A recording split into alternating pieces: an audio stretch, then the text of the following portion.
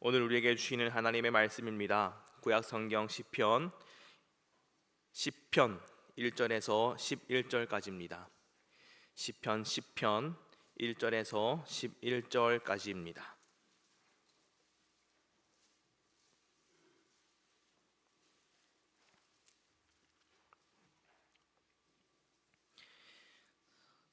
이는 살아계신 하나님의 말씀입니다. 함께 받들어 읽겠습니다. 여호와여, 어찌하여 멀리 서시며 어찌하여 환난 때에 숨으시나이까? 악한 자가 교만하여 가련한 자를 심히 압박하오니 그들이 자기가 베푼 꾀에 빠지게 하소서. 악인은 그의 마음의 욕심을 자랑하며 탐욕을 부리는 자는 여호와를 배반하여 멸시하나이다. 악인은 그의 교만한 얼굴로 말하기를 여호와께서 이를 감찰하지 아니하신다 하며 그의 모든 사상에 하나님이 없다 하나이다. 그의 길은 언제든지 견고하고 주의 심판은 높아서 그에게 미치지 못하오니 그는 그의 모든 대적들을 멸시하며 그의 마음에 이르기를 나는 흔들리지 아니하며 대대로 환난을 당하지 아니하리라 하나이다. 그의 입에는 저주와 거짓과 포악이 충만하며 그의 혀 밑에는 잔해와 죄악이 있나이다. 그가 마을 구석진 곳에 앉으며 은밀한 곳에서 무죄한 자를 죽이며 그의 눈은 가련한 자를 엿보나이다. 사자가 자기의 굴에 엎드림같이 그가 은밀한 곳에 엎드려 가련한 자를 잡으려고 기다리며 자기 그물을 끌어당겨 가련한 자를 잡나이다. 그가 굽으려 엎드리니 그의 포악으로 말미암아 가련한 자들이 넘어지나이다. 그가 그의 마음에 이르기를 하나님이 잊으셨고 그의 얼굴을 가리셨으니 영원히 보지 아니하시리라 하나이다. 아멘. 제가 학창 시절에 있었던 일인데요.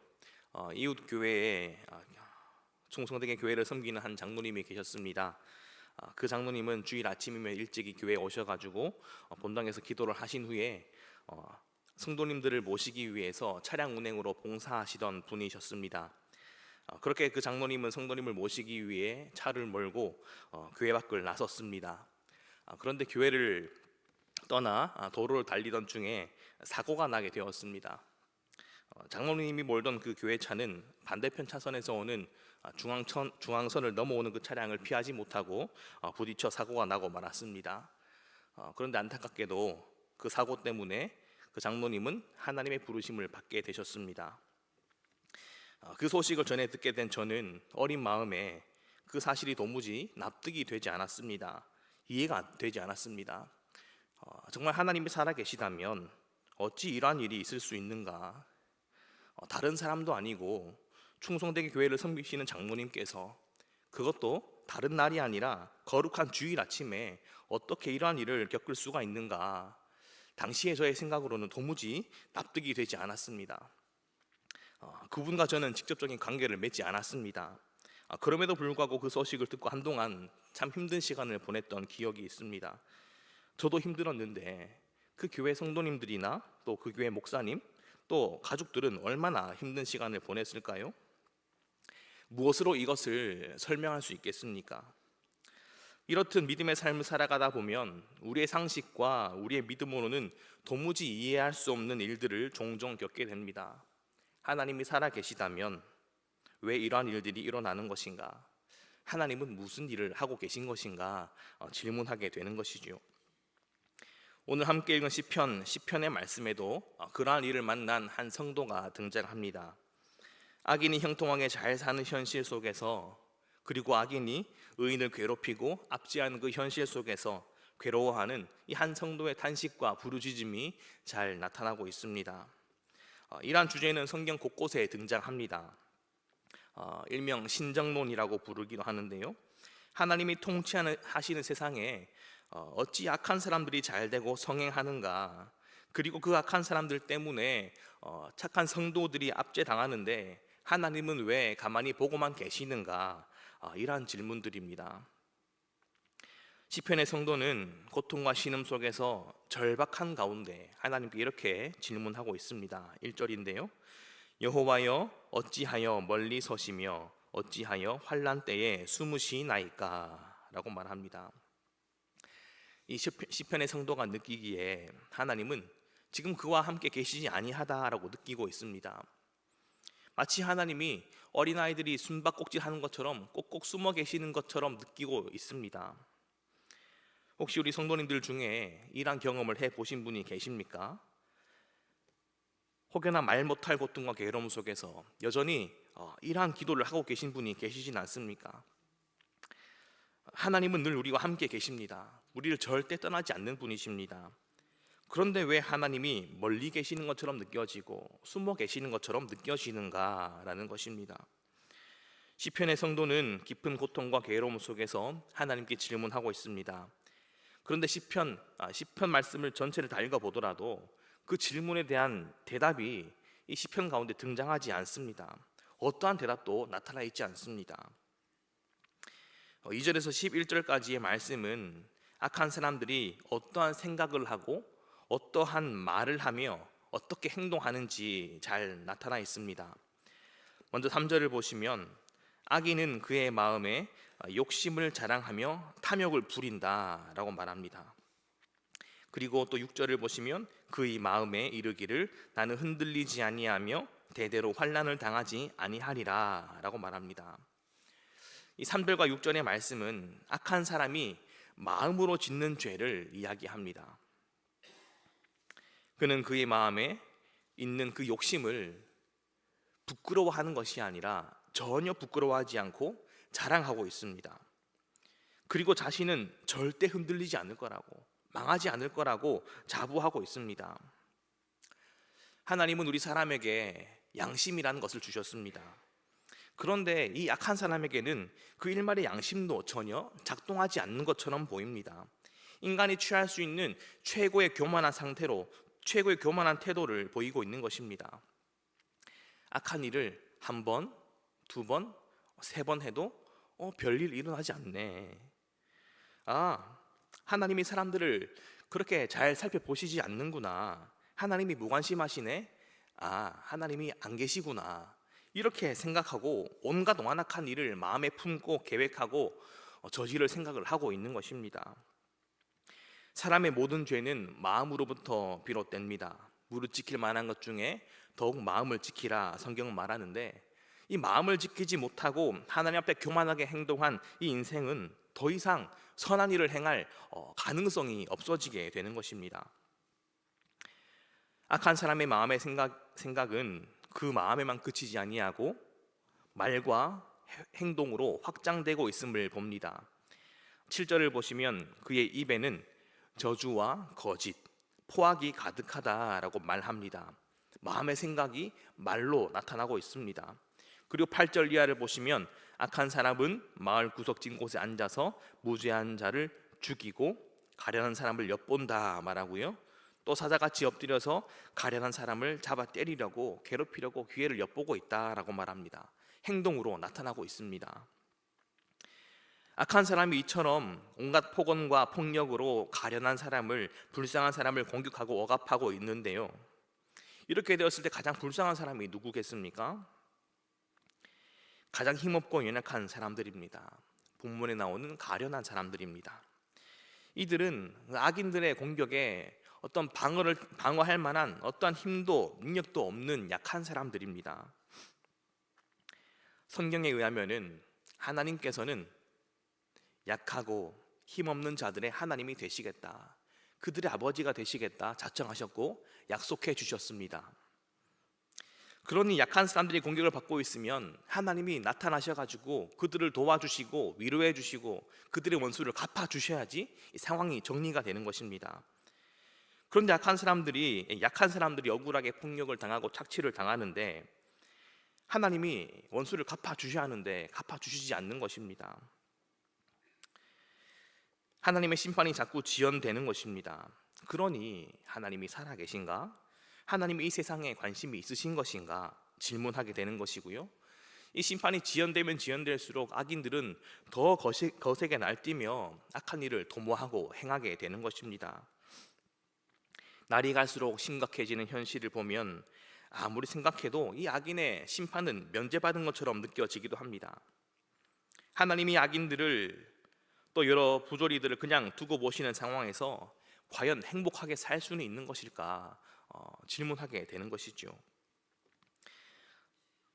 성도의 이러한 고민은 단순히 악인들이 형통한 것에 대한 질투심이나 어떤 탄식 정도에 그치는 것은 아닐 것입니다. 그냥 저들이 부러워서 마음 아픈 정도가 아니라는 말이에요.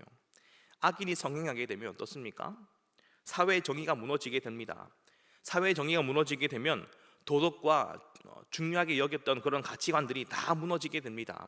악인이 성행하고 세상을 판치는데 어느 누가 약속을 지키고 어느 누가 법을 지키고 어느 누가 정직하게 살겠습니까? 이 사회의 모든 질서가 무너지는 것은 시간 문제인 것입니다. 그러니 이 시편의 성도의 탄식과 질문은 보다 본질적인 차원의 질문이자 탄식입니다. 하나님, 이것이 과연 하나님이 택하여 세우신 제사장 나라의 모습입니까? 하나님이 택하신 나라가 이렇게 무너져 가는데, 이렇게 망가져 가는데 하나님은 도대체 어디에 계시며 오늘을 사는 우리들은 어떻게 이 나라를 섬겨야 합니까? 어떻게 하나님 나라를 이 땅 가운데 이루며 살아가야 하는 것입니까? 희망이 있긴 한 것입니까? 묻게 되는 것입니다. 어떻게 해야 할까요? 이 질문을 오늘 우리의 상황으로 한번 가져와 볼까요? 세상은 날이 갈수록 악해져 갑니다. 신종 범죄들이 계속해서 생겨나고 있고요. 사람의 마음속에는 악독이 가득해져만 갑니다. 세속 정치는 더 이상 사람들에게 희망을 주지 못하고 있습니다. 또한 이 땅의 교회도 세상 속에서 빛을 잃어가고 있습니다. 또한 믿는 성도들의 희생과 헌신, 그들의 믿음은 별 가치 없는 것으로 치부되며 세상의 웃음거리로 전락되고 있습니다. 물질 만능주의가 극으로 치닫고 있으며 가난한 것이 세상에서 가장 죄스러운 것으로 여겨지는 세상을 저희가 살고 있습니다.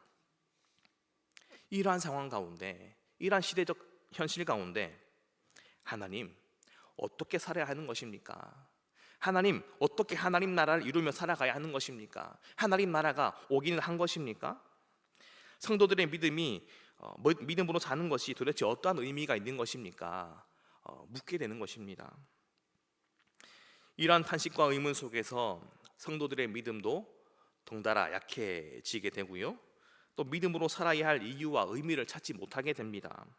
그러다가 마침내는 믿음을 갖고 사는 것이 세상에서 가장 미련한 것으로 여겨지고, 그렇게 믿음을 저버리고 세상과 함께 살아가는 모습들을 많이 보게 되는 것입니다. 본문에는 이 질문에 대한 해답이 나와 있지 않습니다. 그러나 12절 이하를 보시면 하나님을 향한 성도들의 태도와 믿음이 어떠해야 하는지를 확인할 수 있습니다. 12절 이하의 말씀을 보시면 이 시편의 성도는 하나님께 도움을 구하는 기도를 하면서 시편을 마무리하고 있음을 봅니다. 여호와여 일어나옵소서, 손을 드시옵소서, 잊지 마옵소서, 겸손한 자의 소원을 들으시는 줄 믿습니다. 이러한 고백들을 하나님께 올려드리고 있음을 봅니다. 하나님이 어디에 숨어 계시는가, 하나님이 과연 살아 계시는 건가 라는 질문에 대한 명쾌한 대답은 나와 있지 않지만, 그러나 우리 성도들이 나아가야 할 방향성은 확인할 수 있습니다. 무엇인가 하면은 그럼에도 불구하고 어떠한 고통과 아픔, 이해할 수 없는 상황을 맞이한다 하더라도 성도들은 오직 믿음으로 살아가야 한다는 것입니다. 여전히 살아계셔서 통치하고 계시는 그 하나님을 신뢰하며 하나님께 기도함으로, 믿음직함으로 살아가야 한다는 것입니다. 하나님이 어디 계십니까? 환난 때에 숨어 계십니까? 라는 이 질문보다 더 중요하고 우선되어야 하는 질문이 있습니다. 그 질문이 무엇인가 하면은 하나님이 어디에 계시는가 먼저 묻기 전에 나는 지금 어디에 서 있는가, 그것을 먼저 물어야 합니다. 나는 지금 믿음 위에 서 있는가 아니면 불신앙 위에 서 있는가, 이 질문을 나 자신에게 먼저 할 수 있어야 하는 것입니다. 여러분은 어디에 서 계십니까? 구약의 하박국이라는 선지자도 이와 비슷한 상황을 마주했던 것을 잘 아십니다. 할례받지 못한 이방 민족 바벨론 나라가 택한 백성 남유다를 압제하고 공격하는 그 상황 속에서 하박국이 하나님께 질문합니다. 하나님, 어느 때까지입니까?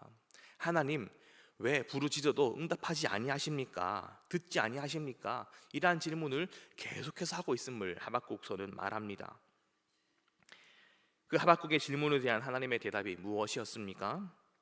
오직 의인은 믿음으로 말미암아 살리라 였습니다. 사람의 생각으로는 도무지 이해되지 않고 납득되지 않으며 창자가 끊어질 만큼 고통스럽고 아프더라도 오직 의인은 믿음으로 살아야 한다, 주님이 말씀하십니다. 하나님의 대답은 믿음으로 살아라 라는 것입니다.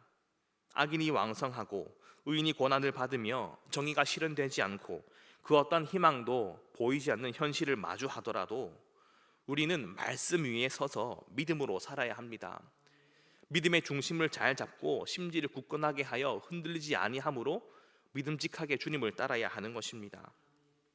하나님이 어디 계십니까? 질문하기에 앞서서 나는 지금 어디에 서 있는가? 나 자신을 돌아보고 우리의 믿음을 점검할 수 있기를 바랍니다.